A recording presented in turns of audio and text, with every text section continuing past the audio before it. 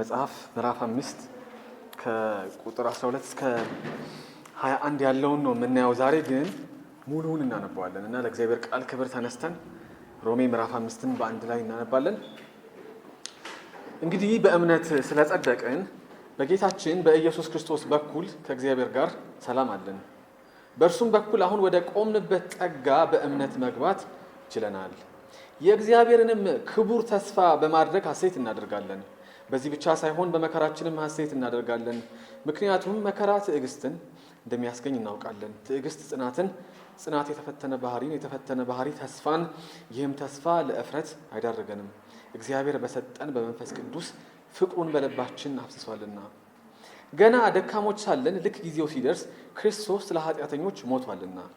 ለጻድቅ የሚሞት ሰው ማግኘት እጅጉን ያዳግታል። ለደግ ሰው ሊሞት የሚደፍር ምናልባት ይገኝ ይሆናል። ነገር ግን ገና ኃጢአተኞች ሳለን ክርስቶስ ስለኛ ሞተ። ይህም እግዚአብሔር ለኛ ያለውን የራሱን ፍቅር ያሳያል። አሁን በደሙ ከጸደቅን ይልቁንማ በእርሱ በኩል ከእግዚአብሔር ቁጣ እንዴት አንድንም? የእግዚአብሔር ጠላቶች ሳለን በልጁ ሞት ከእርሱ ጋር ከታረቅን እርቅን ካገኘን በኋላ በሕይወቱማ መዳናችን እንዴት የላቀ አይሆንም? ይህ ብቻ አይደለም፣ ነገር ግን አሁን እርቅን ባገኘንበት በጌታችን በኢየሱስ ክርስቶስ በኩል በእግዚአብሔር ደግሞ ሐሴት እናደርጋለን። ስለዚህ ኃጢአት በአንድ ሰው በኩል ወደ ዓለም እንደገባ ሁሉ ሞትም በኃጢአት በኩል ገብቷል። በዚሁ መንገድ ሞት ወደ ሰዎች ሁሉ መጣ፣ ምክንያቱም ሁሉም ኃጢአትን ሰርተዋልና። ሕግ ከመሰጠቱ በፊት ኃጢአት በዓለም ላይ ነበር። ነገር ግን ሕግ በሌለበት ኃጢአት አይቆጠርም። ይሁን እንጂ ከአዳም ጀምሮ እስከ ሙሴ ድረስ ባሉት እንደ አዳም ሕግን በመጣስ ኃጢአት ባልሰሩት ላይ እንኳ ሞት ነገሰ። አዳም ይመጣ ዘንድ ላለው አምሳሉ ነበረ። ነገር ግን ስጦታው እንደ በደሉ መጠን አይደለም። በአንድ ሰው መተላለፍ ብዙዎች ከሞቱ የእግዚአብሔር ጸጋና በአንዱ ሰው ይኸውም በኢየሱስ ክርስቶስ ጸጋ የመጣው ስጦታ ለብዙዎች እንዴት አብልጦ ይትረፍረፍ። ደግሞም የእግዚአብሔር ስጦታ እንደ አንዱ ሰው የኃጢአት ውጤት አይደለም። ምክንያቱም ፍርዱ የአንድን ሰው ኃጢአት ተከትሎ ኩነኔን አመጣ። ስጦታው ግን አያሌ መተላለፍን ተከትሎ ጽድቅን አመጣ። በአንድ ሰው መተላለፍ ምክንያት ሞት በዚህ ሰው በኩል የነገሰ ከሆነ የእግዚአብሔርን የተትረፈረፈ ጸጋና ጽድቅ ስጦታ የተቀበሉት በአንዱ ሰው በኢየሱስ ክርስቶስ በኩል እንዴት አብልጠው በሕይወት አይነግሱ? ከእንግዲህ በአንድ ሰው መተላለፍ የተነሳ ኩነኔ በሁሉ ሰው ላይ እንደመጣ እንዲሁም በአንዱ የጽድቅ ሥራ ለሰው ሁሉ ሕይወትን የሚሰጥ ጽድቅ ተገኘ። በአንዱ ሰው አለመታዘዝ ብዙዎች ኃጢአተኞች እንደሆኑ በአንዱ ሰው መታዘዝ ደግሞ ብዙዎች ጻድቃን ይሆናሉ። ሕግ በመምጣቱ መተላለፍ በዛ፣ ነገር ግን ኃጢአት በበዛበት ጸጋ አብልጦ የተትረፈረፈ ሆነ። ይህም የሆነው ኃጢአት በሞት እንደነገሰ ሁሉ በኢየሱስ ክርስቶስ በኩል ደግሞ የዘላለም ሕይወት ይገኝ ዘንድ ጸጋ በጽድቅ እንዲነግስ ነው። እግዚአብሔር አምላካችን አባታችን ሆይ እንዴት ማዳንህ ይደንቃል! እንዴት እኛን የታደግክበት መንገድ ይደንቃል! እግዚአብሔር ሆይ ያዳንክበት፣ እኛን ልጆች ያደረክበት፣ ከዘላለም ሞት የዋጀህበት እግዚአብሔር ሆይ የመንግስትህ ወራሽ ያደረክበት ጥበብ እንዴት እጅግ ይልቃል! እናመሰግንሃለን። እግዚአብሔር ሆይ ይሄ ብርሃን፣ ይሄ ጥበብ፣ ይሄ ቃል ወደኛ ስለመጣ ይሄን ሕይወት ስለተቀበልን እናመሰግንሃለን። እግዚአብሔር ሆይ አሁን የምንማረውን ቃል ከመንፈስ የተነሳ ለእያንዳንዳችን አብራለን። በዚህ ቃል ጉልበት ሁነን እናመሰግንሃለን በክርስቶስ ኢየሱስ ስም።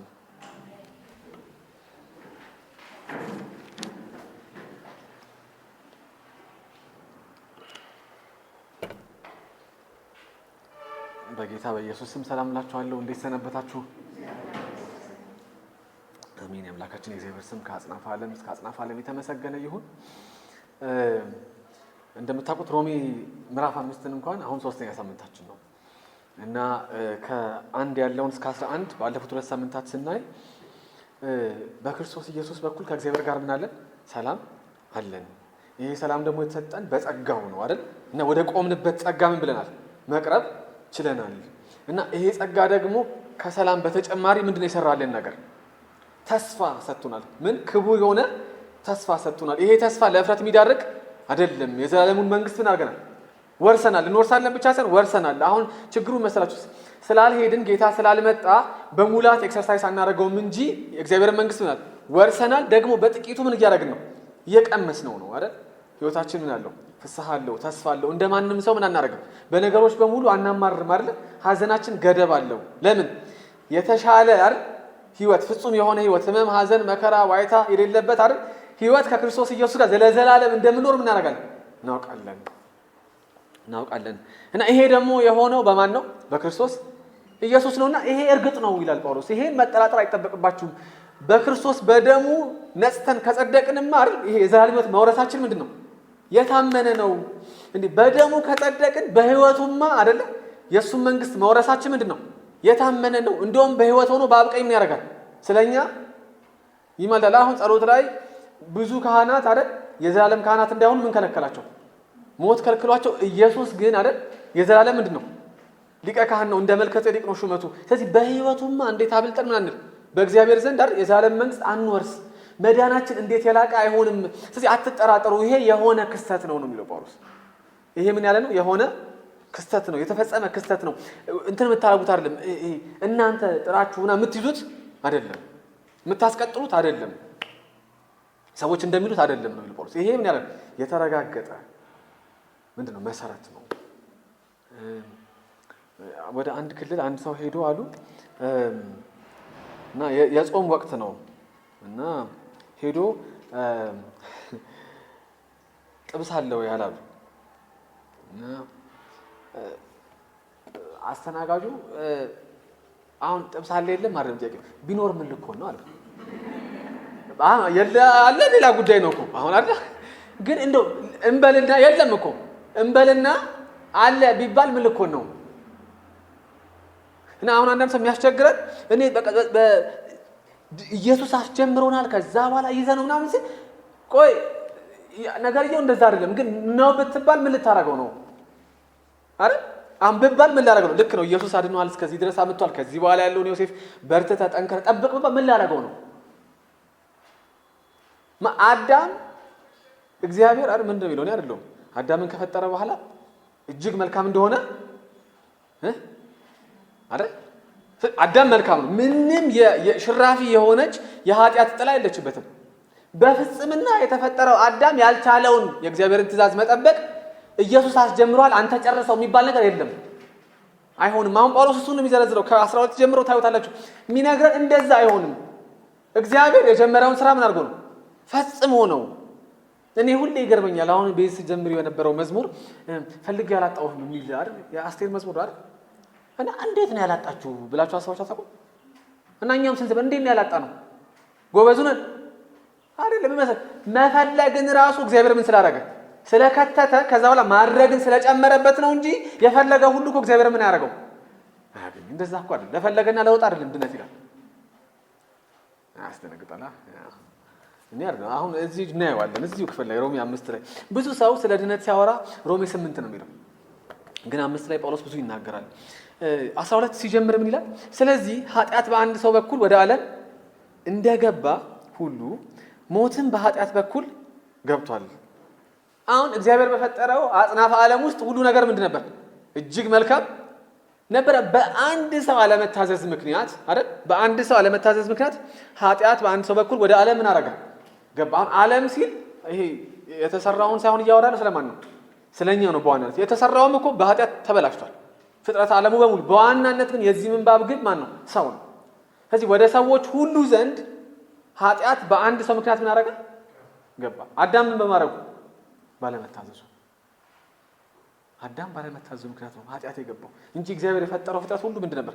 እጅጉን መልካም ነበር። እና በሱ የተነሳ ኃጢአት ገባ። ኃጢአትን ተከትሎ ማገባ ሞት ገባ። እቺ ሞት አልነበረም። እና እግዚአብሔር ብሏቸዋል አዳምና ሔዋን ከዚህ ዛፍ አትብሉ፣ በበላችሁት ጊዜ ግን ምን ታደርጋላችሁ? ሞትን እና ሞትን ብዙ ጊዜ የሚያስበው ሰው አንድ ይሄ በአካል ምን ሞት ነው ወይ ደግሞ መንፈሳዊ ሞት ብሎ ለሁለት ይከፍላል። ሁለቱ አይለያዩ። እሺ መንፈሳዊ ሞት ስለ ሞትን ነው የሥጋ ሞት ያለው። የሥጋ ሞት የመንፈሳዊ ሞት ምንድን ነው? ውጤት እኮ ነው። ሰው በመንፈሱ ባይሞት ኖሮ ከእግዚአብሔር ባይለይ ኖሮ አይደል የሥጋ ሞት ምን ያደርገው ነበር? አያገኘውም ነበር። ስለዚህ ሞት ሲል ሁለቱን ነው የሚይዘው ማለት ነው። መንፈሳዊውንም ምንድን ነው የሥጋውንም ሞት ነው የሚይዘው። እና በአንድ ሰው ምክንያት ኃጢአት ወደ ዓለም ሁሉ ገባ። ኃጢአትን ተከትሎ ደግሞ ማገባ ሞት ገባር። ውሻ በቀደደው ጅብ ይገባል። ይሄ እንደዚህ ነው። ኃጢአት ጀመረ፣ ከዛ ማገባ ሞት ገባ። እነዚህ ሁለት ነገሮች ናቸው የሰውን ህይወት ሰቅዘው ያዙት። ነገራችን ዓለም የምትናወጠው ጥያቄዎቿ በሙሉ የሚሽከረከሩት ሁለቱ ላይ ኃጢአትና ምን ሞት። በዚሁ መንገድ ሞት ወደ ሰዎች ሁሉ ምን አረጋ መጣ። ሞትን የማያውቅ ሰው ልጅ ሞትን ማድረግ ጀመረ፣ መቅመስ ጀመረ። ከማ ጀምሮ? ከአቤል ጀምሮ አይደል? አቤል የሞተው እኮ በኃጢአት ነው። ወንድሙ ምን አድርጎት ገድሎት። ስለዚህ የመረጥነው ምርጫ እግዚአብሔርን ከመስማት ይልቅ ሰይጣንን መስማት ስለመረጥን ምን ሆነ? ኃጢአት ወደ ዓለም ገባ፣ ኃጢአትን ተከትሎ ሞት ገባ። ስለዚህ ሰው ሞትን ቀመሰ ማለት ነው። እና ሁሉ ጊዜ የእግዚአብሔር ቃል ዋናው ግቡ እግዚአብሔር ብዙ የኔን ድምፅ ስሙ የሚሉ ነገሮች አሉ። እኔን ስሙ ነው የሚለው። ሶሻል ሚዲያው፣ ጎረቤት፣ ጓደኛ፣ ዘመድ አዝማድ፣ የራስ ህሊና፣ ስጋ፣ የመናፍስቱ ዓለም ሁሉ የሚለው ምንድነው? እኔን ስሙኝ። ከዛ እግዚአብሔር ነው ወዚው እኔን ስሙኝ። በቃ አሁን መምረጥ ነው ሁሉ ጊዜ ጥያቄው። ማንን ትሰማለህ? አሁን ስለ ድነትም ስናወራ ማንን እንሰማለን? የእኛን አመለካከት፣ የጓደኛን አመለካከት፣ የጎረቤት አመለካከት፣ የዘመድ አዝማድ፣ የመናፍስቱን አሰራር ነው የምንሰማው ወይስ የእግዚአብሔርን ቃል ነው የምንሰማው? እሱ እኮ ተስፋ የሚለው ጳውሎስ እኮ ነው። ተስፋ ለማን የነገረ? እግዚአብሔር የነገረኝ ነው። ሰው የነገረኝ አይደለም፣ ጎረቤት የነገረኝ፣ እግዚአብሔር የነገረኝ ምን አለ? ተስፋ አለ። አሁን ያ ተስፋ ግን እንዴት ይሆን? እርግጥ ነው ሲባል በማን ይላልቀው? እርግጥ ነው በማን ስለተሰራ? በልጁ ስለተሰራ ይላል። አሁን እዚህ ምዕራፍ ላይ የምናየው አዳምና ኢየሱስን ሲያነጻጽር ነው ያዋል። እና ጳውሎስ የሚለን በዚሁ መንገድ ሞት ወደ ሰዎች ሁሉ መጣ ይላል። ግን ሞት ወደ ሰዎች ሁሉ ሲመጣ እንዴት ነው ያለን እንደሆነ እንዲህ ይላል ጳውሎስ፣ ምክንያቱም ሁሉም ኃጢአትን ምን ብለዋል? ሰርተዋል። እዚህ እያንዳንዱ ሰው ለመሞቱ አዳምን ብቻ ማሳበብ አይችልም። ይሄ አዳም ማለት አይችልም። ኃጢአት የገባው በማ በኩል ነው? በአዳም በኩል ነው። ግን በአዳም በኩል ሙት ሆነን ስለምንወለድ ሁላችን ዝንባላችን ወዴት ነው? ወደ ክፋት። ስለዚህ ሁላችን በደልን ኃጢአትን ምን አድርገናል? ሰርተናል። ከዛ የተነሳ ሁላችን ምን እናደርጋለን? እንሞታለን። አሜን። ሞት እኮ ወደ ኢየሱስ መሄጃ እኮ በር ነው። ቅዱሳን ያሳዝናል እኮ ለምንወደው ሰው አይደል? ያሳዝናል። ሁላ ግን ለአማኝ ሰርጉ ነው አይደል? ለአማኝ ሰርጉ እኮ ነው። የት ነው የሚሄደው? አንዳንድ እምነቶቻችን መሬት ላይ ነው የሚፈተሹት። ወደ ኢየሱስ ነው አይልና ሞተ ሲባል ግን ሰውየው አይደል በጣም ህመሙ የሚጨምር የትኛው ሞት መሰላችሁ? የት እንደሄደ የማታውቁትን ሰው ህመም ይጨምራል። ወደ ጌታ ሄደ ሰው ታዝናላችሁ ስለተለያችሁ በስጋ ግን የት ነው ያለው? አባቱ ጋር። እና ማንም ሰው አዳም ላይ ማድረግ አይችልም፣ ማሳበብ አይችልም። ግን ደግሞ ሰው ሁሉ ኃጢአትን የሚሰራው ከማን የተነሳ ነው? በአዳም ኃጢአት የተነሳ ሰው ሁሉ ምን ሆኖ ስለሚወለድ? በመንፈስ ሙት ሆኖ ስለሚወለድ። ስለዚህ አሁን ይሄ ህፃናት ነጭ ወረቀት ናቸው ምናምን የሚለው ይሄ የምን ሳይንስ እንደሆነ አላውቅም አይደለም። ከኛ ይሻላሉ ህፃናት፣ ምንም ጥያቄ የለውም። ግን ህፃናት ሲወለዱ ጀምሮ ዝንባላቸው ምንድን ነው? ኃጢአት። ለዛው ዳዊት ሲናገር እናቴ ባመጻ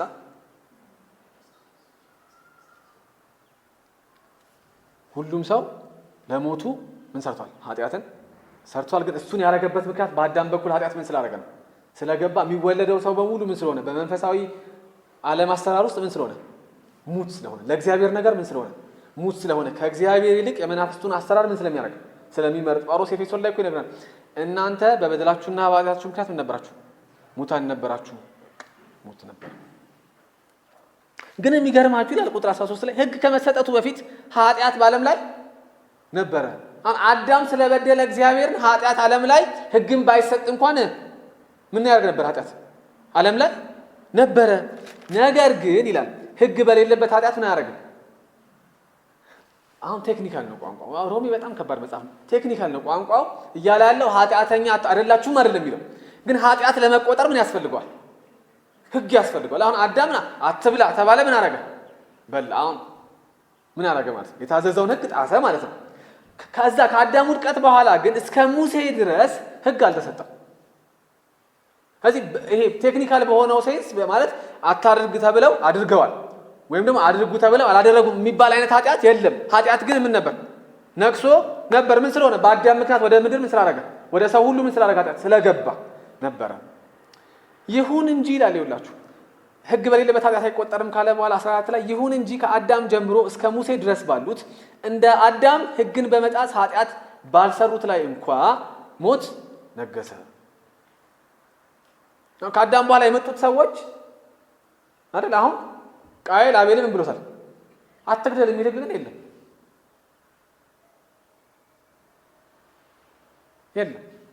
አትዘሙት፣ አታመንዝር፣ አትስረቅ የሚል ሕግ ግን አልነበረም። ባይኖርም ግን ኃጢአት በዓለም ላይ ምን ነበር? ነግሶ ነበረ። ኃጢአትን ተከትሎ ደግሞ ማን ነበረ?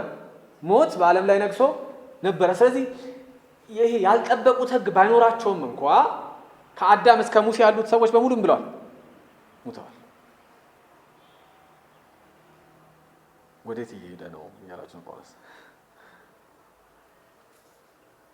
ወደዚህ እየሄደ ነው። አዳም ይመጣ ዘንድ ላለው አምሳሉ ነበር። አሁን ጳውሎስ እያለ ይላል አዳም በሰራው ስራ የሰው ዘር በሙሉ ምን ብሏል? ተበላሽቷል። የሰው ዘር በሙሉ ምንድነው? ሙት ነው። ስለዚህ አዳም ሊመጣ ላለው ምንድን ነበር? አምሳሉ ምሳሌው ነበረ። አንዳንድ በቤተሰብ የሚተላለፉ በሽታዎች አሉ አይደል? አሁን እነሱ የኃጢአት ውጤት ናቸው። ታውቃላችሁ፣ ካንሰር በሉት፣ ስኳር በሉት፣ ግፊት፣ ምንም በሽታ የምናውቀው ምድር ላይ የምን ውጤት ነው? እግዚአብሔር በፈጠረው አጽናፈ ዓለም ውስጥ ይሄ አልነበር፣ ኃጢአት ያመጣው ነው። እና አሁን በቤተሰብ የሚተላለፉ በሽታዎችን ስታስቡ የሚወለደው ህፃን ወይ የምትወለደው ህፃን ይመለከታታል አይደል? ከእናትና ከአባት ስኳር ይዘው የሚወልዱ ልጆች አሉ አይደል? ይመለከታቸዋል። አይገርም? በቃ ምንም ጣፋጭ በልተው አይደለም፣ የሆነ ነገር አድርገው አይደለም፣ ግን በቤተሰብ ምክንያት የምን በሽተኛ ናቸው? የሰው ልጅ መንፈሳዊ ስቴት መንፈሳዊ ሁኔታ ይሄ ነበር። ቅዱሳን በአዳም የተነሳ እኛ ምንም አረግንም አላረግንም ሁላችን ምንድነው? በእግዚአብሔር ፊት በደለኞች ነን። ሁላችን በእግዚአብሔር ፊት ምንድነው? የእግዚአብሔር ጠላቶች ነን። ከእግዚአብሔር ጋር ሰላም አልነበረንም፣ ጠበኞች ነበርን። የእግዚአብሔር መንግስት በግድ መቀማት የፈለግን ሰዎች ነበር። ስለዚህ የሰው ዘር ተስፋ የለውም ነበር። በአዳም ምክንያት ሁሉም ሰው ምንድን ነበር? በደለኛ ነበር ይላል ጳውሎስ ሲናገር። ግን አዳም ሊመጣ ላለው ለሱ ምንድን ነበር? ምሳሌው ነበረ፣ አምሳሉ ነበረ። ስለዚህ እግዚአብሔር ምን እያለ ነው? ሌላ የሚመጣ አለ። የመጀመሪያ አዳም ምን ብሏል? ወድቋል። እግዚአብሔር የሰጠውን ትእዛዝ ምን አልጠበቀም። በእሱ የተነሳ የሰው ዘር በሙሉ ምን ብሏል? ወድቋል። ግን እሱ ሊመጣ ላለው ምንድን ነው? አምሳል ነው። ሊመጣ ላለው ምሳሌ ሌላ አለ። ጥላ ነው። አዳም ምንድን ነው? ጥላ ነው። አካሉ ምን ያደርጋል? በትክክል ይመጣል ይለንና ቁጥር 15 ላይ ነገር ግን ይላል ስጦታው እንደ በደሉ መጠን አይደለም፣ በአንድ ሰው መተላለፍ ብዙዎች ከሞቱ የእግዚአብሔር ጸጋና በአንዱ ሰው ይሆን በኢየሱስ ክርስቶስ ጸጋ የመጣው ስጦታ ለብዙዎች እንዴት አብልጦ ይትረፍረፍ። በጣም የሚገርም ነው።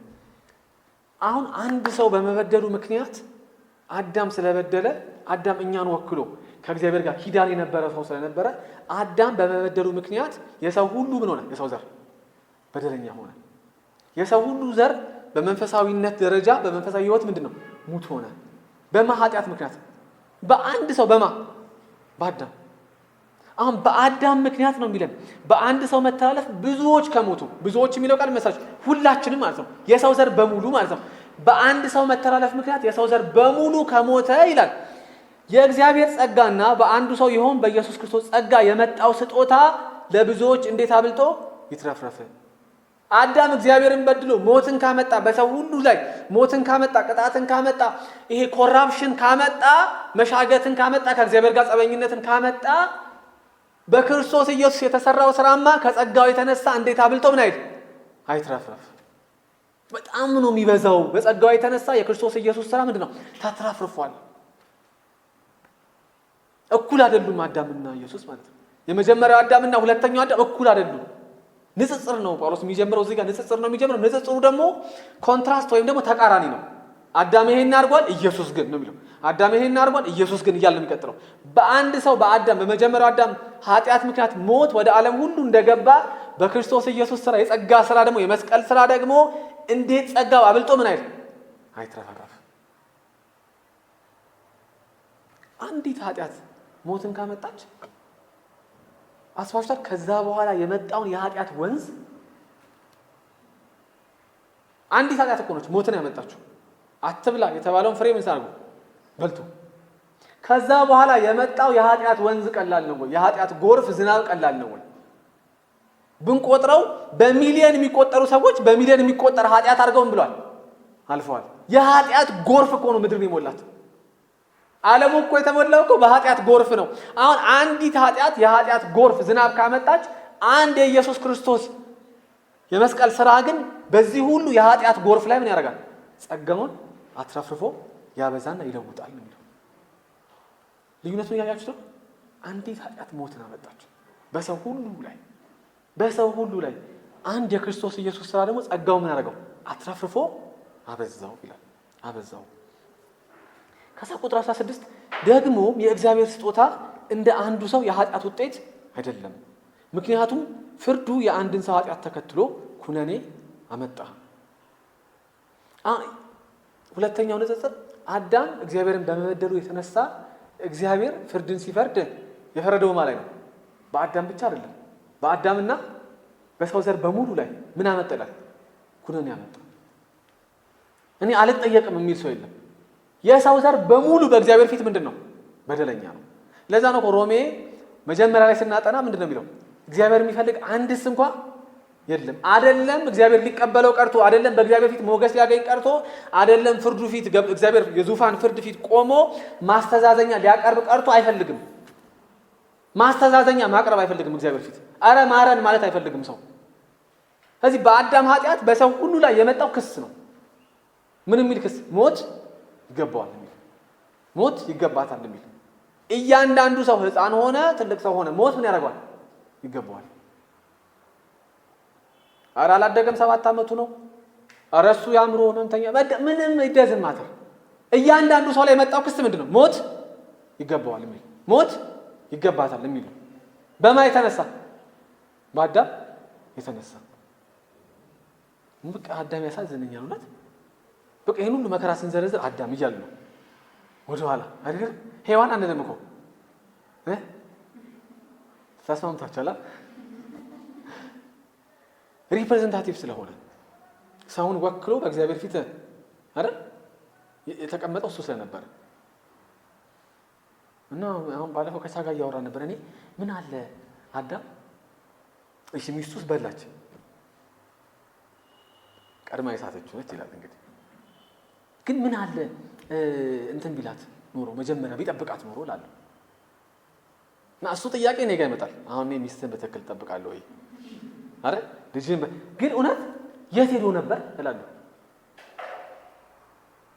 በሱ የተነሳ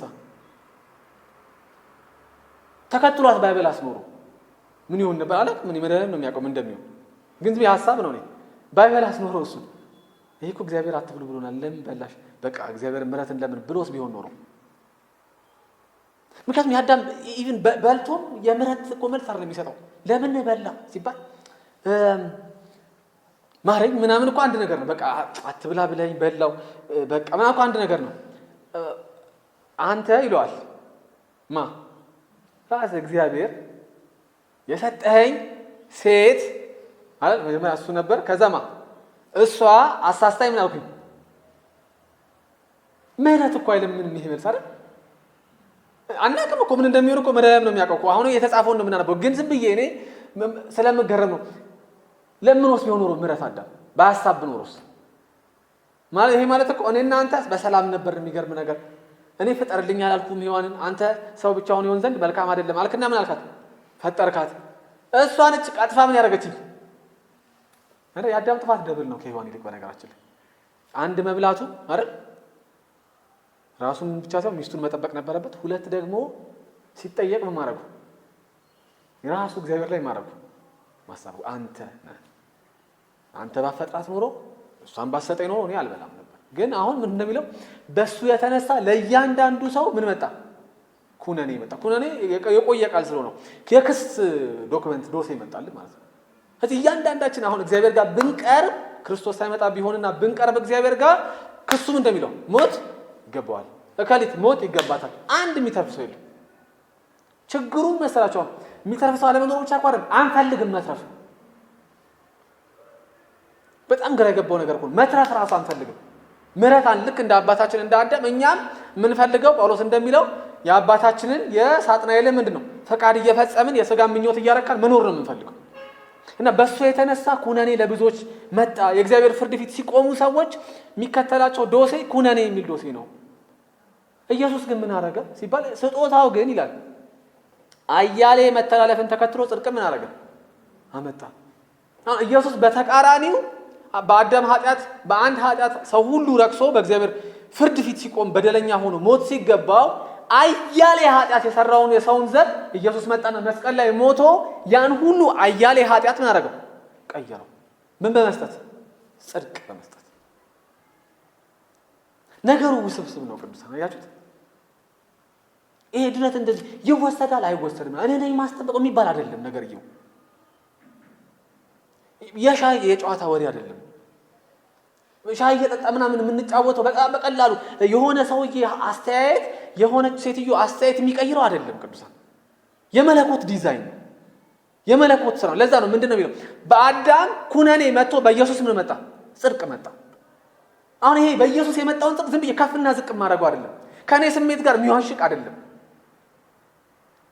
ነገርየው የመለኮት ዲዛይን ነው ቅዱሳን። ማለት አይመጣጠንም። አንድ ኃጢአትና የኃጢአት ጎርፍ እንዴት ነው የሚመጣጠነው?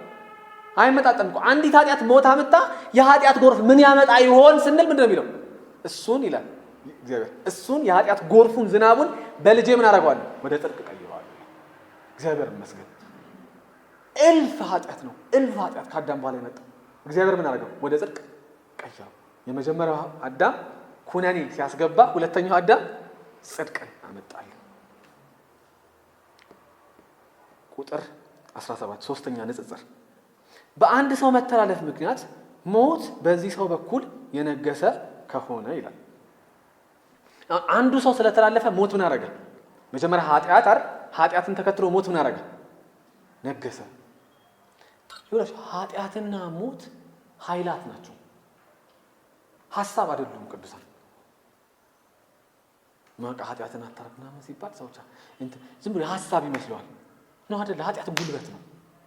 እንደዚህ ጨምዶ ምን የሚያደርግ የሚያስዋሽ፣ የሚያዘሙት፣ የሚያሰርቅ፣ የሚያሳማ ነው። ጉልበት አለው ኃጢአት እና መራራት አለብን። በኃጢአት ሰዎችን ስናይ በክርስቶስ የተዋጀንኛ ርህራሄ ሊኖረን ይገባል።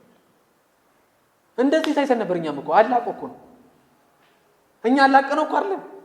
እና ኃጢአት ጉልበት ነው። ሁለት ኃይላት ነው የሚላቸው ጳውሎስ። አንደኛው ምን ኃጢአት ማጅራት ይዞ ምን የሚያስደርግ ክፋትን አይደል የሚያስደርግ ጉልበት ነው ኃጢአት።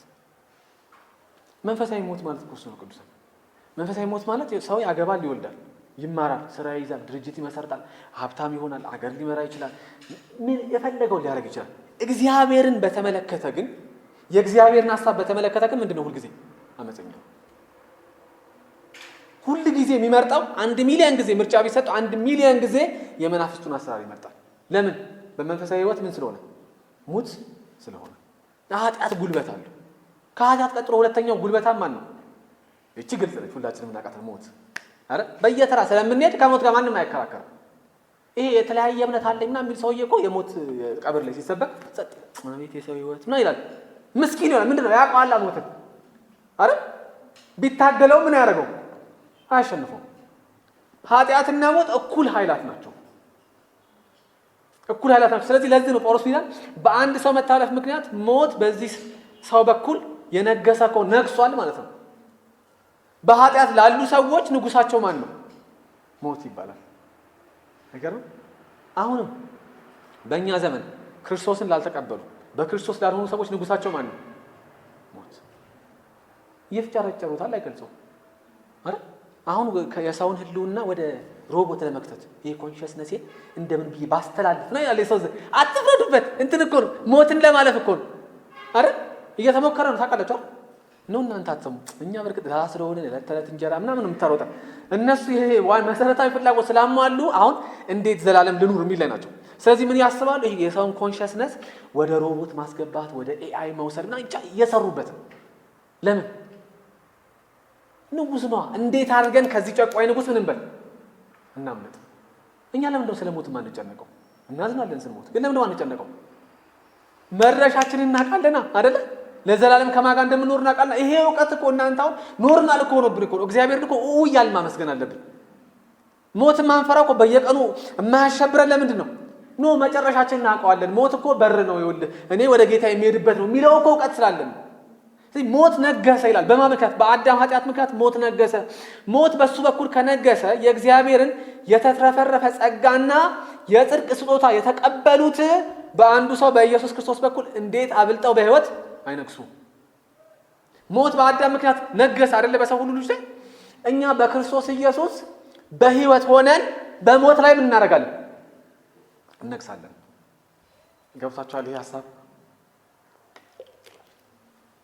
ጳውሎስም ይላል ሞት አይነግስም ብቻ ሳይሆን እኛ ሞት ላይ ምን እናደርጋለን?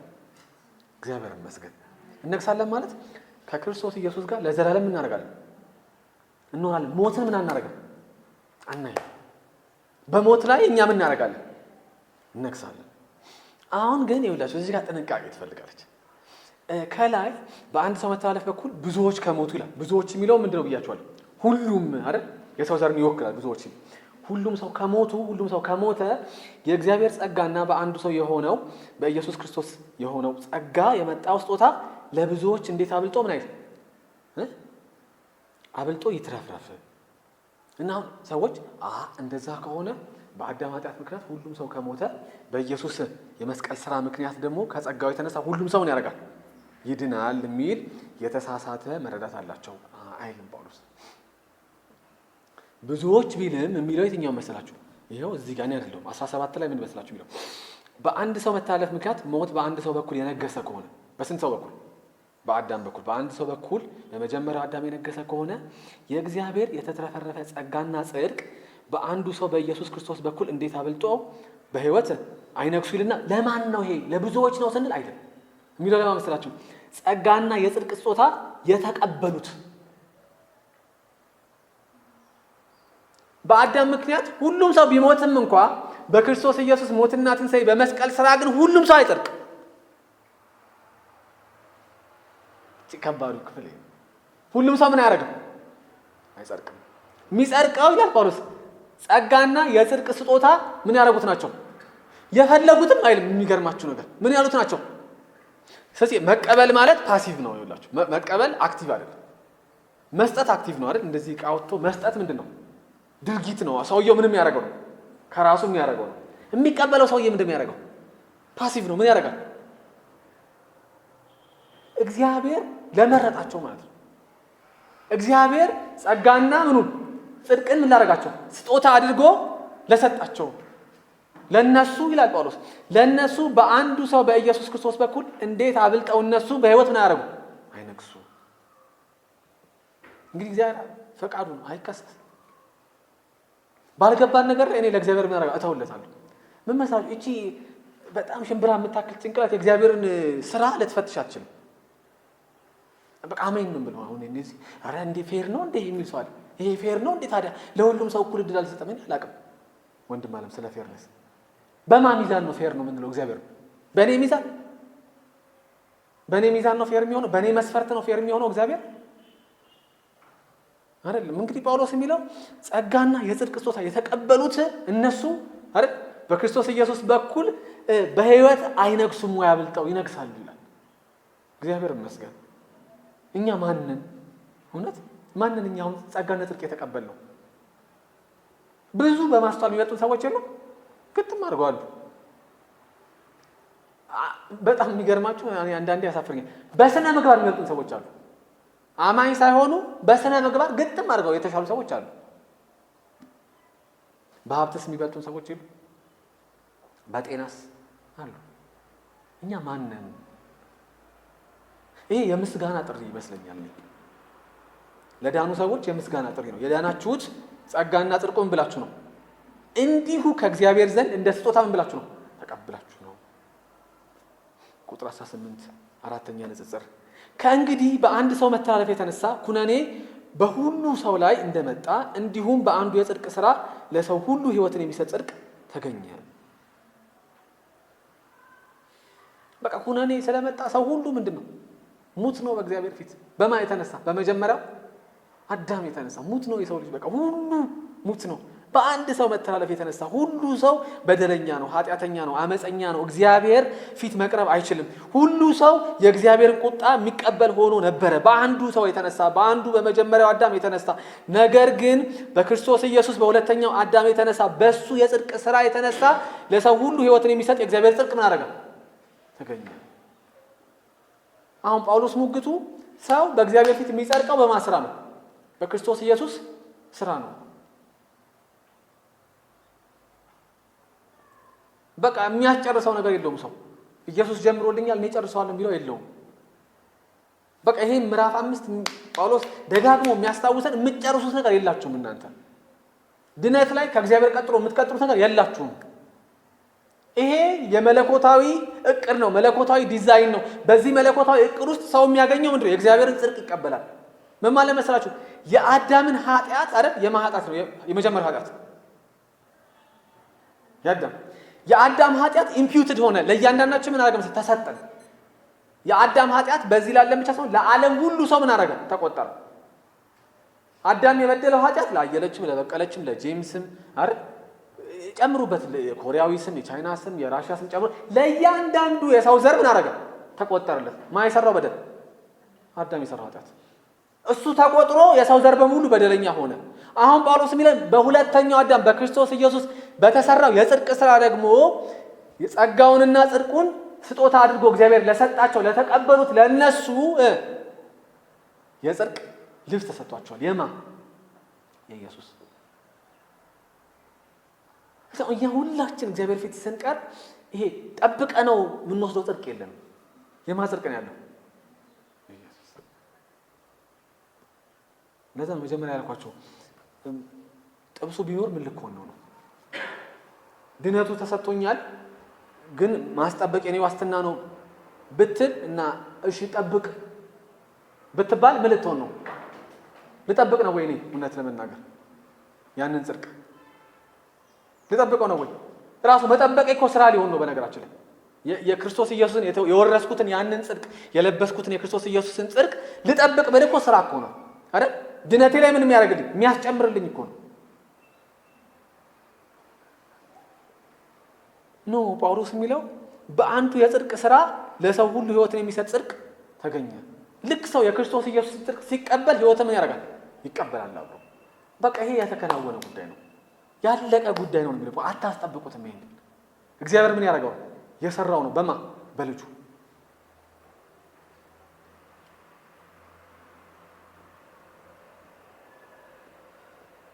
አያችሁ ቁጥር 19 ይሄን በጣም ግልጽ ያደርግልናል። አምስተኛው ንጽጽር በአንዱ ሰው አለመታዘዝ ብዙዎች ኃጢአተኞች እንደሆኑ ይላል። አንዱ አዳም ባለመታዘዙ ብዙዎቻችን ምን ተባል? ሁላችንም ማለት ነው የማይታዘዙ ተባል አይደል? እንደዛ ነው የሚለው። በአንዱ ሰው አለመታዘዝ ብዙዎች ምን ሆኑ? ኃጢአተኞች ሆኑ፣ የማይታዘዙ ሆኑ። በአንድ ሰው ምን አለመታዘዝ ምክንያት። እሺ አሁን አንዱ ባለመታዘዙ ሁላችንም በደለኛ ሆንን ካለ በኋላ በአንዱ ሰው መታዘዝ ደግሞ ብዙዎች ምን ሆኑ? ጻድቃን። አሁን ልዩነቱም አለመሰላችሁ? አሁን እኔ ታዝዤ የምጨርሰው ድነት የለም። እሺ ግልጽ ላድርገው በሌላም እኔ ታዝዤ ተከትያቸው 1 2 3 10 የተባለ ህግ ተከትዬ በእግዚአብሔር ፊት የምቆምበት እድል የለኝም። በማመታዘዝ ነው የምቆመው እግዚአብሔር ፊት በኢየሱስ። ስለዚህ አማኝ እውነተኛ አማኝ እግዚአብሔር ፊት እግዚአብሔር የሚቀበለው እግዚአብሔር ፊት የማይፈራው በማመታዘዝ ስለሚቆም ነው በኢየሱስ ክርስቶስ። እግዚአብሔር ይመስገን። ምን ማለት መስራችሁ? ያው በቃ ሙሉ ለሙሉ እግዚአብሔር ላይ ውደቁ፣ እግዚአብሔር ስራችሁን ሰርቶላችኋል ነው ጳውሎስ። ቅድስናን ይከለክላል? አይከለክልም። አሁን አንዳንድ ሰው እንደዚህ ሲባል እንደዛ ከሆነ ታዲያ ሰው መረን ይለቀቃል እንደፈለገ ከሆነ አማኝ አይደለም። ጸጋው ይሄ ጸጋ እንደፈለገ የሚያስደርግ አይደለም። እንደፈለግ ከሆናለሁ የሚያስብል አይደለም ጸጋው። ግን ደግሞ ይሄ ጸጋ ድነቴን አስጠብቃለሁ የሚልም አይደለም ጸጋው የሚነግረን መስላችሁ በአንዱ መታዘዝ ሁላችን ኃጢአተኞች ሆንን። አሁን ደግሞ በአንዱ መታዘዝ በሁለተኛው አዳም መታዘዝ የተነሳ ሁላችን በእግዚአብሔር ፊት ምንድነው? ጻድቃን ነን። የእሱ መታዘዝ ለእኛ እንደ ልብስ ተብሎ ተሰጥቶን ለቅድስናው እንደገፋለን ለመቀደስ። አያችሁ ይኸውላችሁ ስለ ተስፋው ሲያወራ ጳውሎስ ክቡር ተስፋ አለን ይላል። ክቡር ተስፋው ምንድነው? የዘላለም ህይወት አይደል? የከበረ ህይወት አይደል? ሰማያዊ ህይወት አይደል? ክቡር ተስፋ አይደል? ኃጢአት የሌለበት፣ ለቅሶ የሌለበት፣ ዋይታ የሌለበት፣ በደል የሌለበት አይደል? አለመታዘዝ የሌለበት አይደል? ያ ክቡር ተስፋ እሱን እኮ አሁን ነው የምንጀምረው ቅዱሳን። ምን ማለት ነው? የቅድስና ህይወት የዛ የክቡር ተስፋ አንዱ አካል ነው። ግን የቅድስና ህይወት ደህንነትን ማስጠበቂያ መሳሪያ አይደለም። ማንም ማስጠብቆ እግዚአብሔር ጋር አይቆምማ። ማንም ማስጠብቆ ከኢየሱስ ጋር ኢየሱስ ይሄን ያህል ሰርቶ ነበር እኔ የመጨረሻውን 1% ሰርቻለሁ ብሎ አይቆምማ። ጳውሎስ የመጀመሪያውን አዳምና ሁለተኛውን አዳም ያነጻጸረው ለዚህ ነው። ሙሉ ለሙሉ የማስራ ነው፣ የእግዚአብሔር ስራ ነው። ከእግዚአብሔር ጋር ሰላም አለን፣ የቆምንበትን ጸጋ ተቀብለናል፣ ክቡር ተስፋ አለን አለን አይደል? እሱን እንዴት ነው እርግጠኛ የሆነው ካልን በክርስቶስ ኢየሱስ ስራ። ይኸውላችሁ ኢየሱስ የሰራው ከአዳም ይቃረናል። አዳም ሞትን አመጣብን፣ ኃጢአትን አመጣብን፣ ኩነኔን አመጣብን፣ ክስን አመጣብን። ኢየሱስ ደግሞ ምን አመጣ? ጽድቅን አመጣልን፣ ቅድስናን አመጣልን፣ የእግዚአብሔር ልጅነትን አመጣልን፣ የዘላለም መንግስት ወራሽነትን አመጣልን። አይወዳደርም። በልጁ የተሰራው ስራ ፍጹም ነው፣ ያለቀ ነው። ይሄ ግን ለማን ነው? ጸጋና ጽድቁን እንደ ስጦታ እግዚአብሔር ለሰጣቸው ለተቀበሉት ነው፣ ለሁሉም አይደለም። እዚህ የዚህ የክቡር ተስፋ ህይወት አንዱ ቅድስና ነው። ግን ቅድስና ራሱ ይሄ አሁን እንታገላለን እኮ ይላችሁ ቅዱሳን። እኔ እንደው ተቸገርኩ በዚህ ነገር እኮ እንላለን። ምንድነው ያበረታል? ምን ተቸገረበት ነገር ሲኖር የሚፈታተነን ሐሜት ሊሆን ይችላል፣ የሆነ ነገር ሊሆን ይችላል፣ አላውቅም። ብቻ የእያንዳንዳችን ጥያቄ የእያንዳንዳችን የኃጢአት ፈተና የተለያየ ነው። ብቻ ያ ነገር ሲፈትነን ምንድነው ከዛ ነገር እንደምንወጣ እርግጠኛ የሚያደርገን ነው? ተስፋ ቆርጠን ቁጭ ብለናል። ምንድነው እርግጠኛ ከዚህ አሁን ካለውበት የኃጢአት ፈተና እወጣለሁ፣ ዛሬ ባልወጣ ነገ እወጣለሁ፣ ነገ ባልወጣ የሚቀጥለው ሳምንት እወጣለሁ ብለን እርግጠኛ የምንሆንበት ምንድነው?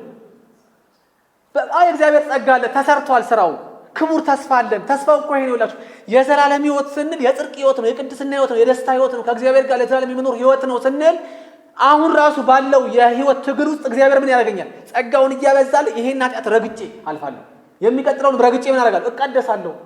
ትናንትና የሆንኩትና ዛሬ የሆንኩት አንድ አይነት አይደለም። ዛሬ የምሆነው የሚቀጥለው ሳምንት የሚቀጥለው ዓመት የምሆነው አንድ አይነት አይደለም። አድጋለሁኝ። ግን ያ እድገት መጽደቄን በእግዚአብሔር ፊት መዳኔን በእግዚአብሔር ፍርድ ቤት ፊት ስቆም የማቀርበው አይደለም፣ ዶሴ አይደለም እሱ። እግዚአብሔር ፊት ስቆም የማቀርበው ምንድነው? የክርስቶስ የጽድቅ ስራ፣ የክርስቶስ ምን ታዛዥነት ነው የማቀርበው። የሚገርማችሁ ይሄን ሲያከብድብን ጳውሎስ ቁጥር 20 እና 21 የሚገርም ነገር ነው የሚለው። ህግ በመምጣቱ መተላለፍ በዛ፣ ነገር ግን ኃጢአት በበዛበት ጸጋ አብልጦ የተትረፈረፈ ሆነ። ይኸውላችሁ ህግ ስለመጣ ኃጢአት ምን ያደርጋል? በዛ። አሁን ህግ ባይመጣ ኃጢአት ምን ያደርጋል? አይበዛም ነበር። ግን አሁን ህግ ስለመጣ ህጉ በራሱ መልካም ነው፣ ግን የህጉ መምጣት ኃጢአት ምን ያደርጋል? አበዛው። ለምንድን ነው እንል ይሆናል። ይኸውላችሁ እንዲህ ይላል፣ ነገር ግን ኃጢአት በበዛበት ጸጋ አብልጦ የተትረፈረፈ ሆነ ካለ በኋላ ይህም የሆነው ኃጢአት በሞት እንደነገሰ ሁሉ በኢየሱስ ክርስቶስ በኩል ደግሞ የዘላለም ህይወት ይገኝ ዘንድ ጸጋ በጽድቅ እንዲነግስ ነው። ለምንድን ነው ህጉ የተሰጠው ያላችሁ እንደሆነ ህጉ መፍትሄ ስለሆነ አይደለም። ሰው ህጉን ጠብቆ እግዚአብሔር ፊት መጽደቅ ስለሚችል አይደለም። ማንም መጽደቅ አይችልም እግዚአብሔር ፊት። እሱን አይተናል አይደል? ከዚህ በፊት ስናይ አላየንም? አታስታውሱም? አይተናል አይደል? እንደውም ጳውሎስ ሲነግረን ህግና ነቢያት የመሰከሩት ከህግ ውጪ የሆነ እግዚአብሔር ጽድቅ ብሏል ተገልጧል። እዚህ ህጉ በራሱ መልካም ቢሆንም የህጉ መምጣት ኃጢአትን ምን አደረገው? አበዛው። እጅጉን ብዙ ሆነ ኃጢአት። ህግ ምን ስላለ? ስለመጣ። ሰው አታርግ ባላችሁት ቅጽበት ምንድን ማድረግ የሚፈልገው? በቃ ህፃናት ቀላል ሲምፕል ኤግዛምፕል። አምንም እኮ ያልነኩትን ሃይላንድ ይሄን ሃይላንድ እንዳነኩት ብላችሁ ሂዱ። ደህና ሲጫወቱ የነበሩት ልጆች ምንድን ያደርጉት? ይቺን ሃይላንድ ብነካስ አይደል? ህጉ ግቡ ወደ እግዚአብሔር መንግስት ማስገባት አይደለም። ለኖ የእግዚአብሔር ጸጋ እንዴት ብዙ እንደሆነ ያሳይ ዘንድ ኃጢአት ምን ያደርግ ዘንድ ነው? ያበዛ ዘንድ ነው። ለዚህ እኮ ነው እስራኤላውያን ስንት ጊዜ ተጋዙ? ህግ ተሰጣቸውና ህጉን ባለመጠበቃቸው ግን ስንት ጊዜ ተጋዙ? ህጉ ኃጢአትን ነው የሚጨምረው። ይሄ ግን የሆነበት ምክንያት ለምንድን ነው እግዚአብሔር ይሄን ያደረገው ያላችሁ እንደሆነ ይህም የሆነው ኃጢአት በሞት እንደነገሰ ሁሉ ኃጢአት ጉልበቱ በሞት በኩል እንደነገሰ ሁሉ በኢየሱስ ክርስቶስ በኩል ደግሞ የዘላለም ህይወት ይገኝ ዘንድ በማ በኩል? በክርስቶስ ኢየሱስ ዘንድ በሱ ምክንያት በሱ በኩል የዘላለም ህይወት ይገኝ ዘንድ ጸጋ በጽድቅ እንዲያደርግ ነው እንዲነግስ ነው። ስለዚህ ጸጋ በጽድቅ እንዲነግስ ህግ ምን አደረገ? ተሰጠ። ምን ማለት መሰላችሁ? ሰው በስራ ምንም አድርጎ እግዚአብሔርን ማስደሰት አይችልም። ሰው በስራው ምንም ነገር አድርጎ ማለት ነው እግዚአብሔር ፍርድ ፊት ሲቆም አንተ በጣም ጥሩ ነው ያደረከው መልካም በጎ ባሪያ አይባልም።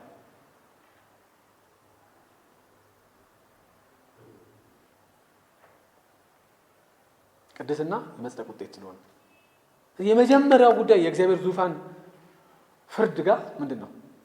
በማንነት ነው? በመጀመሪያው አዳም ወይስ በሁለተኛው አዳም?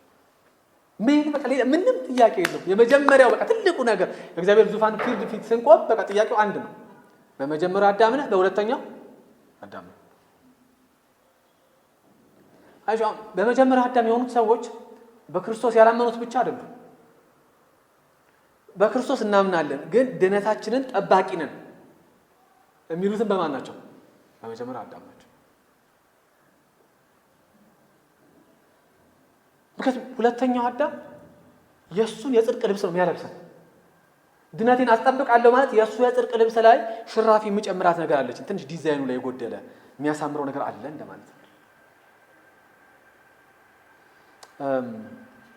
አንድ ማን ነው ስሙ ሰር ኒኮላስ ዊንተን የሚባል ሰውዬ በ1938-39 አካባቢ ሁለተኛው የዓለም ጦርነት ሊጀመር አካባቢ እንግሊዛዊ ነው እሱ። ስለዚህ ወደ ቼክ ሄዶ ነበረ፣ ቼክ ሪፐብሊክ መሰለኝ። እና እዛ ሄዶ በሺዎች የሚቆጠሩ አይሁዳውያን ናየ የተቸገሩ አይሁዳውያን። የዛን ጊዜ ትዝ ካላችሁ ሂትለር ሁለተኛውን የዓለም ጦርነት ሊያውጅ አይሁዳውያንን ደግሞ መሰብሰብ የጀመረበት ጊዜ ነው። ማሰር፣ ይሄ በጋዝ የሚያቃጥልበትን ቤት መገንባት የጀመረበት፣ በመርዝ የሚጨርስበትን ለሳይንስ ምርምር መሳሪያ የሚያደርግ የጀመረበት ጊዜ ነው፣ ወይም ሊጀምር አካባቢ ነው። እና ይሄ እንግሊዛዊ የሄደው ለመዝናናት ነው በሉት ብቻ ለረፍት ነው የሄደው። ሲያይ በጣም ብዙ አይሁዳውያን አየ እና በጣም እኮ ነው የሚገርመው የሰው ህይወት። አንዳንዱ በቃ ገንዘብ አግኝቼ በቃ ዝነኛ ሆኜ ስልጣን ይዤ ምናምን በሚልበት ዓለም ውስጥ ደግሞ ሌላ አይነት ሰው ኑሮ የሚኖር ሰው ደግሞ አለ። እና አየና የሆነ ነገርማ ማድረግ አለብኛል። ተራ ግለሰብ ነው፣ የራሱ ቤተሰብና ስራ ያለው እና በቃ ቢያንስ የተወሰኑትን ማዳን አለብኝ ብሎ አመንና ወደ እንግሊዝ ተመልሶ ወደ ሀገሩ እንግሊዝ 669 አይሁዳዊ ህፃናትን አድኗል።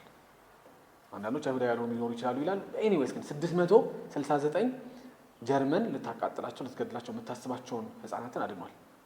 እና ይሄን ሲያደርግ ይኸውላችሁ ቀላል ነገር እንዳይመስላችሁ አንድ መወሰን ይፈልጋል አይደል? ይሄን ላድርግ የሚል ውሳኔ፣ በጎ ላድርግ የሚል ውሳኔ። ሁለት ግን ነገርየው ከባድ ነው። እሱ እንግሊዝ ነው ያለው፣ እነሱ ቼክ ነው ያሉት። ስለዚህ እነዚህን ህፃናት አንድ ወላጆቻቸውን ማውጣት ስለማይችል ነው ህፃናቱን ማውጣት ያሰበው። ስለዚህ ህፃናቱን አንድ እንደ ጉዲፈቻ ወስደው የሚያሳድጉ ፎስተር ኬር የምንለውን እንደዛ የሚያሳድጉ ሰዎችን መፈለግ ነበረበት። ለስንት ሰው? ለ669 ሰው አንድ። በጣም አድካሚ ነው። ምክንያቱም የእንግሊዝ ህግ በዛን ጊዜ በጣም ጥብቅ ስለነበረ ዝም ብለው ስደተኞች መግባት ስለማይችሉ ለእያንዳንዱ ህፃን እንግሊዝ ወይም ሌላ ሀገር ላይ ፎስተር ኬር የጉዲፈቻ አሳዳጊ እናትና አባት መፈለግ ነበረበት። አንድ የሰራው ስራ ለእያንዳንዱ ህፃን አሳዳጊ ማግኘት። እሱን ከጨረሰ በኋላ ደግሞ የባቡር ስለሆነ የሚጠቀሙት ባቡሩን ደግሞ ጀርመኖች የተቆጣጠሩት እየመጡ ስለሆነ በተቻለ መጠን በጀርመኖች ሳይያዙ እነዛ ህፃናት ወደ ተለያየ ሀገር፣ አብዛኞቹ እንግሊዝ ናቸው፣ አንዳንዶች ሀገር ላይ ሄዱ ሊኖሩ ይችላል። እነዛ ሰዎች ከቼክ ወጥተው ወደ እንግሊዝ እንዲገቡ የባቡር እቅዶችን ማቀር ነበረበት። በጣም ነው የሚገርማቸው። አደረገው 669 ህፃናትን ወላጅ አገኘላቸው የሚያሳድጉ የትሬን የባቡር መስመሮቻቸውን በተቻለ መጠን የጀርመን ወታደሮች እንዳያገኟቸው አድርጎ የባቡር ህፃናት ናቸው። ወላጆቻቸውን ቻው ብለው የተሰናበቱ ህፃናት ናቸው እና ማዳን ቻለ። እና ያው እሱ ለራሱ ነው ያዘው። እወቁልኝ ካሜራ ምናምን፣ እኔ በነገራችን ላይ ስንት ሰው ህይወት የታደግኩ ወንድማችሁ ደግፉኝ ምናምን አልፈኛለሁ። ከብዙ ዓመታት በኋላ ምናልባት ከ20 30 40 ዓመት በኋላ ይህን ጉዳይ ሚስትየው ተናግራ ስለነበረ የሆነ የእንግሊዝ ሀገር የቴሌቪዥን ሚዲያ እሱ ያዳናቸውን ልጆች የወለዷቸውን ልጆች አንዳንዶቹ ልጆች ካላቸው ሰብስቦ አመጣቸው እንግሊዝ እና የሆነ ፕሮግራም ላይ እዚህ ጋር ቁጭ በል ምናምን ብለው ጋብዘውት ሄደ። ኋላ ልቀመጥ ይላል። በጣም ትሁት ሰው ነው። አይ እዚህ ፊት ተቀመጥ አሉትና ከዛ ጋዜጠኛው ከእናንተ መካከል እዚህ ከታዳሚዎች መካከል በዚህ ሰውዬ ህይወት የተነካ ሰው አለ ወይ ስትል ሁሉም ሰው ይቆማል። ሁሉም ሰው እነዛ ሁሉ ሰዎች የተረፉት ያገቡት የወለዱት በዚህ ሰውዬ አንድ መልካም ስራ ብቻ ነው። እና አይ ቲንክ ዋን ላይፍ ይመስለኛል ፊልሙን በጣም ብታዩት ጋብዛቸዋለሁ። እና እኔ በቃ ፊልሙን እንበይ መጣ። ይሄ ጎበዝ ናቸው የፊልም ዳይሬክተሮች ነው። በቃ ይሄ ልባችሁን ማስለቀስ ነው ይችሉበታል። ህፃናቱን ታያቸዋላችሁ የቼክ አስፋልት ላይ ምናምን በቃ ተስፋ ቆርጠው ምናምን የምታያቸው ምክንያቱም የጀርመን መንግስት እየመጣ እና ከዛ ግን ያሰብኩት አሁን ከምን አይነት ጨለማ ነው እግዚአብሔር ያዳነ ገብቶን ይሁን ምን አይነት ዴስፕሬት ሁኔታ ውስጥ እንዳለን ቅዱሳን አንድ በመርዝ ይጨርሳቸዋል ከባድ ነው። በመሳሪያ ይጨርሳቸዋል ከባድ ነው። ግን አንድ ሞት ነው የሚሞቱት እነሱ። የኛ እኮ ደብል ነው ቅዱሳን የነበረው ደብል። የስጋ ሞት አይቀርልንም፣ አፈር እንበላታለን። ደግሞ መንፈሳዊ ሞት አይቀርልንም። መንፈሳዊ ሞት ስለሞት ነው ሲጀመር፣ የስጋ ሞት የሞት ነው። ይሄ ምላችሁ የሲኦል ህይወት አይቀርልንም። ምን አይነት ከባድ ሁኔታ ውስጥ ነበር ቅዱሳን። ማውጫ የሌለው ማለት ነበር። ልክ እነዛ ህፃናት ቼክ አስፋልት ላይ ያያቸው ህፃናት እኮ ምንም ሊያደርጉ አይችሉም። ከሚመጣው ከጀርመን ጦር ይድኑ ዘንድ ምንም ማድረግ አይችሉም። በነገራችን ላይ ሮጠው አያመልጡት፣ ፓስፖርት አውጥተው አያመልጡ፣ ገንዘብ የላቸው፣ ዘራቸው ይታወቃል። በዘራቸው ምክንያት መርጠውም አይደለም የሚሞቱት እኮ በነገራችን ላይ መርጠው ፈልገው እኮ አይደለም እኮ አይሁዳዊ የሆኑት እኮ አይደል? ፈልገውም አይደለም ግን ፈልገው ባላመጡት ብሔር የተነሳ ወይም ዘር የተነሳ የጀርመን መንግስት ሊጨርሳቸው ሲመጣ ምንም የሚያደርጉት ነገር የለም። ምን ለማድረግ ለማምለጥ ለመትረፍ። ልክ እነሱ ፈልገው አይሁዳዊ እንዳልሆኑ ሁሉ እኛን ፈልገን የአዳምን የውርስ ኃጢአት አልተቀበልንም። በቃ የዘር ኃጢአት ነው ኦሪጂናል ሲን። አዳም ስለበደለ እኛ ሁላችን ምንድን ነን? ጳውሎስ እንደሚለን ኃጢአተኞች ነን። አዳም ሞት ስለተገባው እኛ ሁላችን ሞት ይገባል። ምንም ልናደርግ የምንችለው ነገር የለም። የሚገርማቸው ልክ እንደነዚህ ህፃናት ምንም ልናደርግ አንችልም። በምን እናመልጠዋለን? ልክ እነዚህ ህፃናት ፓስፖርት እንደሌላቸው የትም መሄድ እንደማይችሉ ማምለጥ እንደማይችሉ ሁሉ እኛ የት ሄደን እናመልጣለን? በነገራችን ላይ ከእግዚአብሔር ቁጣ የእግዚአብሔር ቁጣ እኮ በኃጢአተኞች ሁሉ ላይ ነው የሚለው። አንዳንዱ አይ እግዚአብሔር ኃጢአትን ነው የሚቆጣው እንጂ ኃጢአተኛውን እና እግዚአብሔር ኃጢአትን ነው ሲወል የሚልከው ኃጢአት ነው የሚቀጣው ለዘላለም ወይስ ማን ነው? ኃጢአተኛ የሰው ልጅ። ሁላችን የእግዚአብሔርን ቁጣ በላያችን ላይ የነበርን ሰዎች ነው። ግን ምንም ማድረግ አንችልም ለማምለጥ አይደለም ማድረግ አንችልም ብቻ ሳይሆን አንፈልግም። አሁን የኛ እኮ ከባድ የሚያደርገው እነዛ በነገራችን የቼክ የምናያቸው አይሁዳዊ ልጆች ይፈልጋሉ ለማምለጥ ለመትረፍ። እኛስ አንፈልግም። የኛና የእግዚአብሔር ሁኔታ እንዲህ ነበር። በነገራችን ጠላቶች ነበር ከእግዚአብሔር ጋር አንፈልግም። እልህኞች ነበር። የስጋን ምኞት ማርካት ነበር የምንፈልገው። እግዚአብሔር በመለኮታዊ ዕቅዱ ልጁ ኢየሱስ ክርስቶስን ልኮ እስኪያድነን ድረስ ይኸውላችሁ እነዛ ህፃናት እንዴት ተረፉ? በማን ተረፉ ያላችሁ እንደሆነ በሰር ኒኮላስ ዊንተን። ምንም ሌላ የሚያውቁት ነገር ይኸውልህ እኔ እኮ ከዛ በኋላ ባቡር ውስጥ ተሳፍሬ እኮ የሚገርም ነገር ወጥሬ ዳይሬክሽኔን እያየው ማፕ ከፍቼ ምናምን ደረስኩ ማለት አይችልም። አንተ ባቡር ውስጥ ያለው ማስላወጣው ነው ሰር ኒኮላስ ዊንተን ስላለው ነው። በባቡር ውስጥ ሄደው ማስላረዳው ነው ሰር ኒኮላስ ዊንተን ስለረዳው ነው። እኛ እንደዛ ቼክ ሪፐብሊክ ላይ እንዳሉት ህፃናት ተስፋ እንደቆረጡት የነበርን በደለኞች የእግዚአብሔር ቁጣ በላያችን ያለን ሰዎች እንዴት ጸደቅን ያለ እንደሆነ ክርስቶስ ኢየሱስ መስቀል ላይ ሞቶልን ነው። እንዴት አስጠበቅን ያለ እንደሆነ ክርስቶስ ኢየሱስ የጀመረውን ስለሚፈጽም ነው። መስመር ላይ ስላስገባልን ነው። እንዴት ተቀደስን ያለ እንደሆነ ኢየሱስ ክርስቶስ በእጆቹ ስለያዘን ነው። እኛ አስጠብቀን እኮ አይደለም፣ ጸጋውን አድርጎ አቁሞን። ፍሬ የመንፈስ ፍሬ የመጽደቅ ምክንያት አይሆንም፣ የመጽደቅ ውጤት እንጂ። ይሄ እርግጥ ነው በማን ስለተሰራ? በሁለተኛው አዳም ስለተሰራ። ስለዚህ አንድ ጥያቄ ነው እግዚአብሔር የሚጠይቀን በመጨረሻ ቀን በዙፋኑ ፊት ስንቀርብ አንድ ጥያቄ ነው። why should I let you in? ለምን መንግስቴን ትወርሳለህ? ለምን ወደ መንግስቴ ትገባለህ? ያለን ቀን በሁለተኛው አዳም ስላመንኩ፣ ሁለተኛውን አዳም ምን ስላልኩ? የሙጥኝ ስላልኩ፣ የሁለተኛውን አዳም የጽድቅ ልብስ ምን ስላልኩ? ስለለበስኩ። በቃ የለም ሌላ። ቅድስናስ ምዕራፍ 6 ይመጣል። ግን ቅድስና የመጽደቅ ውጤት፣ በክርስቶስ እጅ የመያዝ ውጤት፣ የጸጋው ውጤት እንጂ ምክንያት አይደለም። እግዚአብሔር ይመስገን። እንጸልይ።